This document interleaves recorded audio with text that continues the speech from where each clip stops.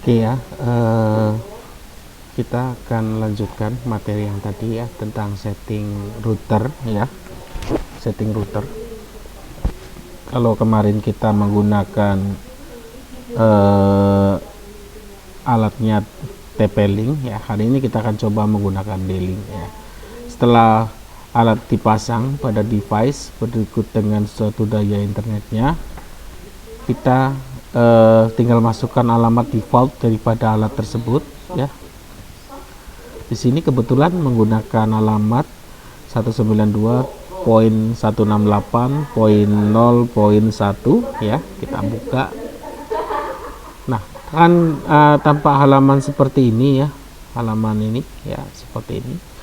Ini adalah yang disebut dengan quick setting access ya. Jadi setting secara cepat ya. Ketika kita dibuka halaman default daripada halaman router ini, kita di sini akan ditanyakan langsung di sini ya, one setup itu ya. Soalnya ketika setting alat yang berhubungan dengan one berarti berhubungan dengan sumber atau catu dari internet tadi, apakah dia berasal dari DHCP, PPOE atau statik ya. Di sini kalau kemarin kita menggunakan DHCP ya atau API dari klien ya, kita hari ini akan belajar menggunakan PPOE ya. PPOE adalah user yang digunakan sebagai dial up ya atau pengenal ya. Ketika kita melakukan dial up pada ISP, maka secara otomatis layar akan terhubung atau internet akan terhubung berdasarkan identifikasi dari user yang digunakan ya. Saya sudah membuat sebuah user, usernya ada daring ya, kemudian passwordnya adalah daring ya. Ini user untuk PPOE nya ya. Kemudian di bawah di sini ada wireless setup ya, berkaitan dengan alat penyebaran atau translasi atau network alternation atau sharing internet yang bersumber dari ini untuk di sharing kembali ya, begitu ya. Nah, di sini kita bisa gunakan misalnya SSID-nya adalah WiFi kelas TKJ5 misalnya, TKJ5 seperti ini atau WiFi TKJ.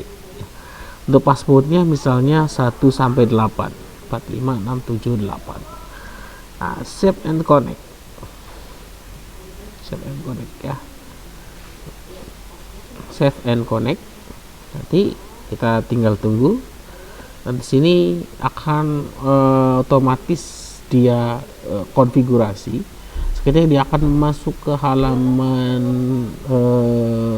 login daripada alat ini.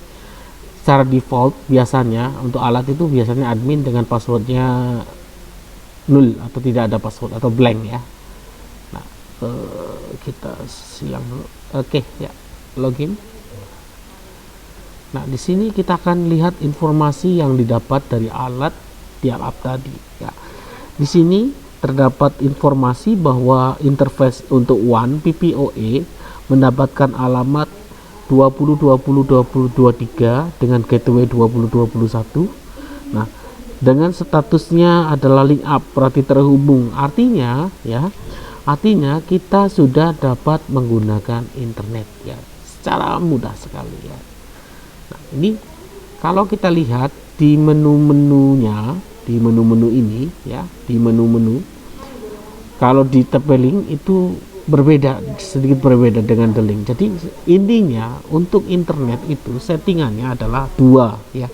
Untuk alat endpoint atau untuk penyebar itu ada dua. Yang pertama setting one, yang kedua adalah setting LAN-nya atau wireless-nya ya. Saya katakan wireless ini adalah LAN ya.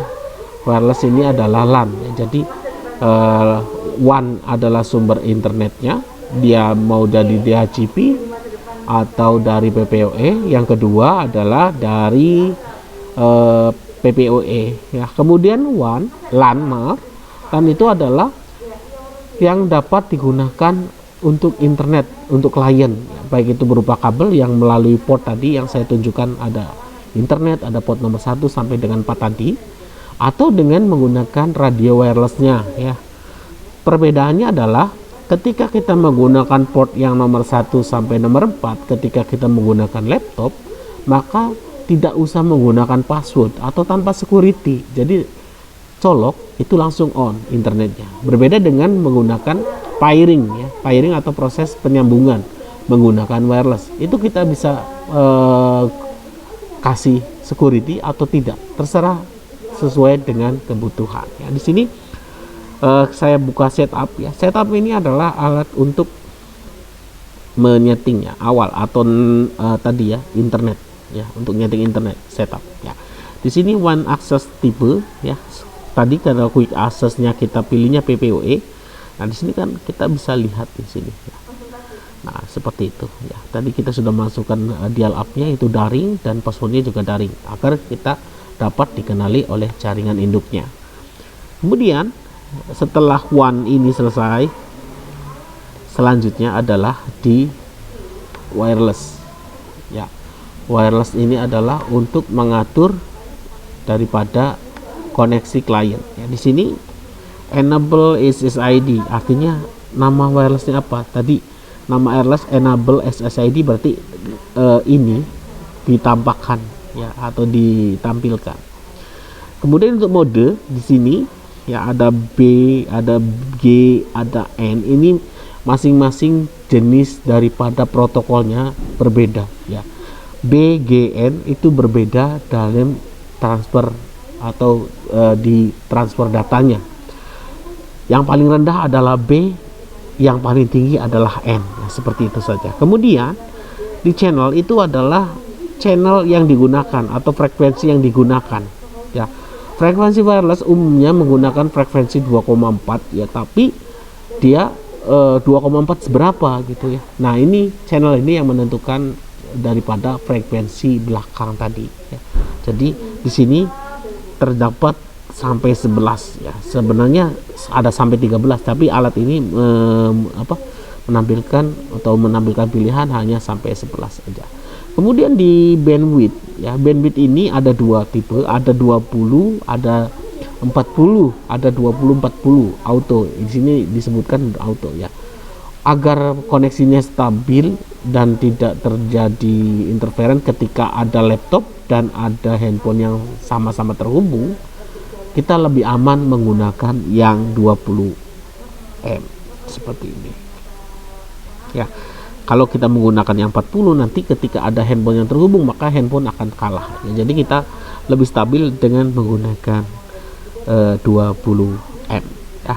Ini untuk aturan daripada sumber internet dan bagaimana tadi ya, sumber internet di setup dan wireless untuk membagi internet itu, atau proses daripada translasi ya. Sampai sini kita anggap cukup ya. Terima kasih. Wassalamualaikum warahmatullahi wabarakatuh.